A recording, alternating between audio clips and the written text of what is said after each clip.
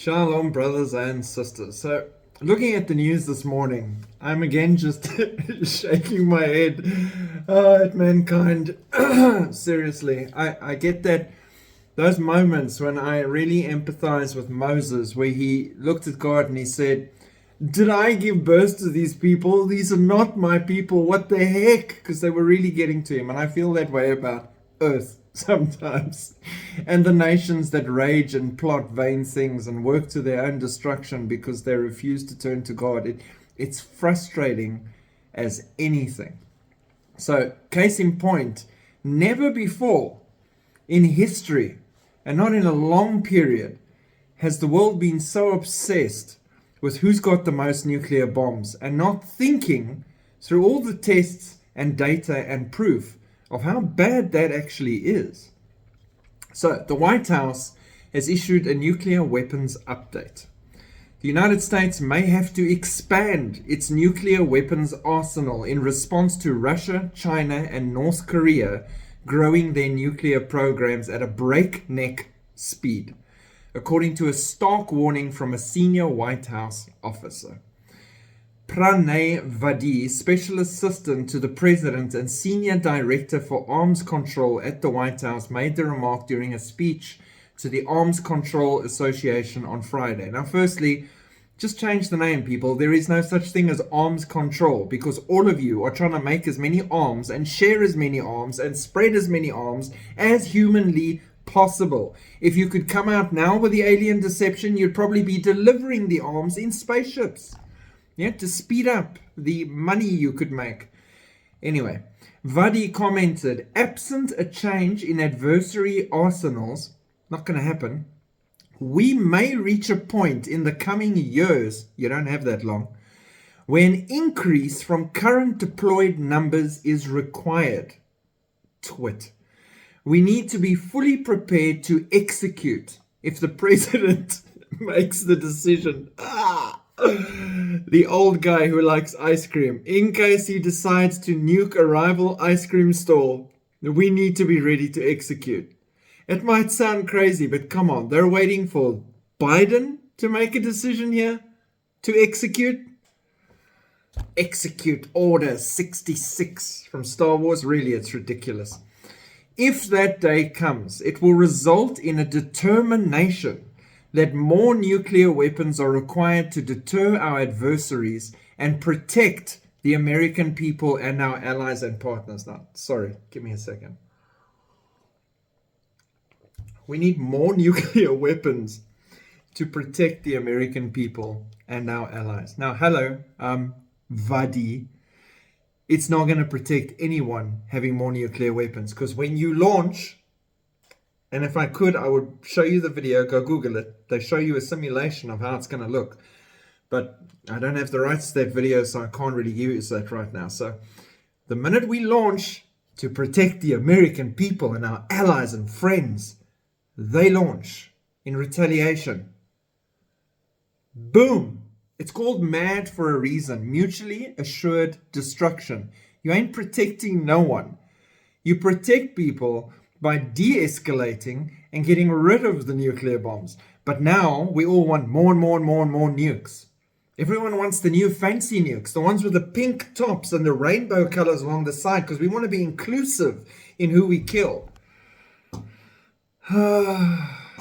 Madness. You know, when the Bible says they'll be given over to their own delusions, I'm starting to get it. So let's look at some facts here, because Vadi thinks you don't have enough nuclear weapons. Currently, as of 2024, right now, Russia has 6,257 nuclear weapons that we know of. And I'm of those conspiracy theorist ilk people that believe they don't declare everything, because why would you say everything you have? If I tell you we've just cloned a sheep and its name is Dolly, you can be sure we've already cloned a person. We're just not talking about it. Because you don't reveal your whole hand, because you don't want your enemy to think you're ahead or behind or whatever. There's a whole dance that's been danced here between enemies and between release of information to the public. So, according to the books, we'll put it that way, Russia has 6,257 nuclear weapons. The United States, 5,550. Okay, so you're almost 1,000 behind. China, 350 and growing, because every 12-year-old and 10-year-old they can find is building nuclear weapons. France, 290, although we're not sure who's going to be holding that button now that Macron's put himself in a tight spot. The United Kingdom, 225, mostly in the submarine fleet. Pakistan, 165. India, 156. Israel, 90. North Korea, 50. Right? And then there are countries that I'm just, it's conspiracy side again. Hold on. Let me just, there are other countries with nuclear weapons that they're not admitting to. Okay? True story. But on a serious note. So if you look at those numbers, let's forget about all the others and their so-called numbers. We go back to United States and Russia.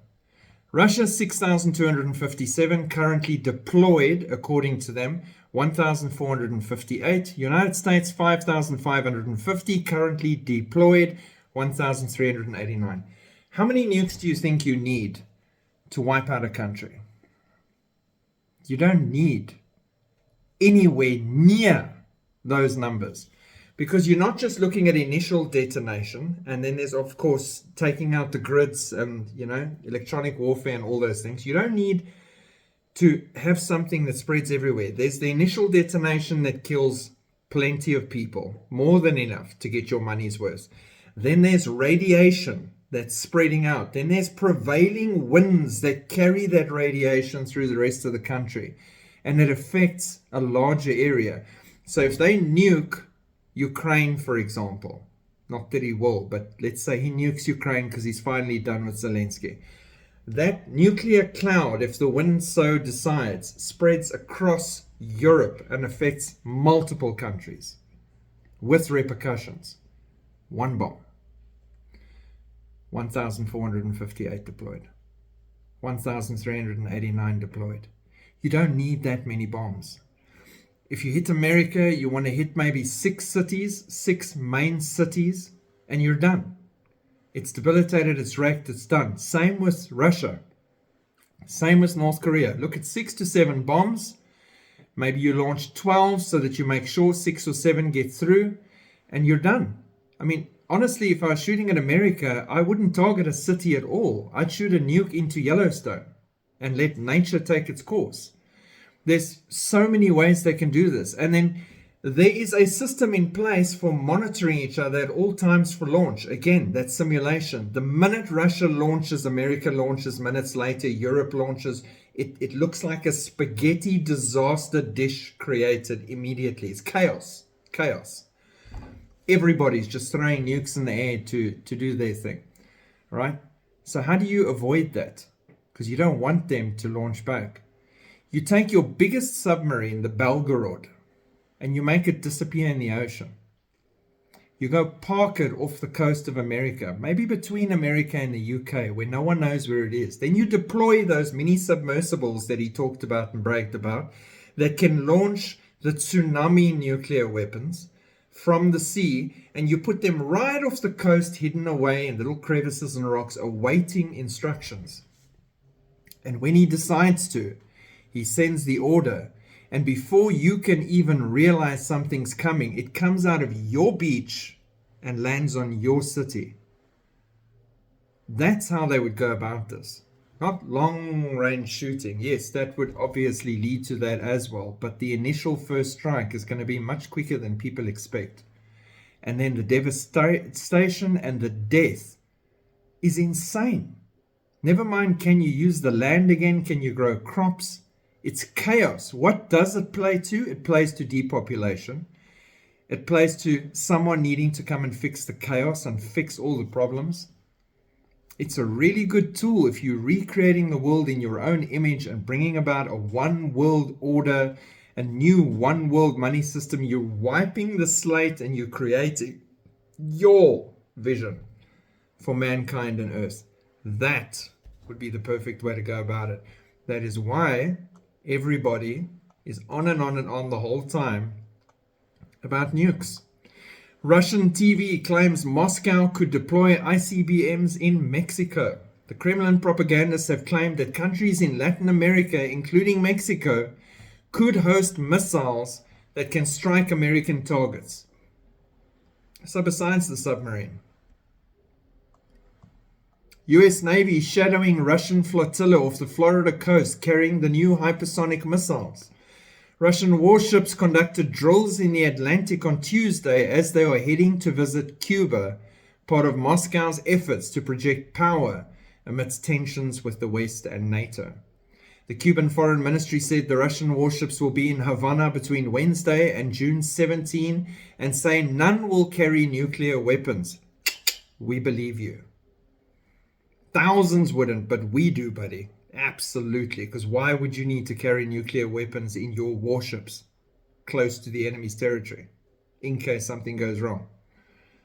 Sometimes I wonder who makes these statements.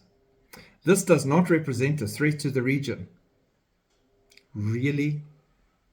Come on, man. No, it's crazy. It is so crazy. And again, what worries me the most, and I know it's got to happen and it's going to happen, and it doesn't affect me because I'll be flying home soon into the arms of the Lord.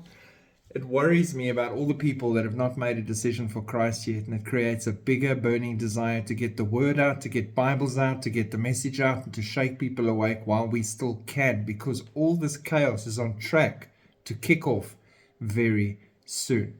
It is going to happen, not maybe. These overfed, overpaid, rich little despot leaders all over the world, wrapped in their darkness, all trying to prove themselves to each other, desperately want to push that button. And when the restrainer goes, they will. So pray for the lost. Push back against the darkness. Shine your light while we can. And preach the gospel. Get out there and do what we can while we can. Shalom.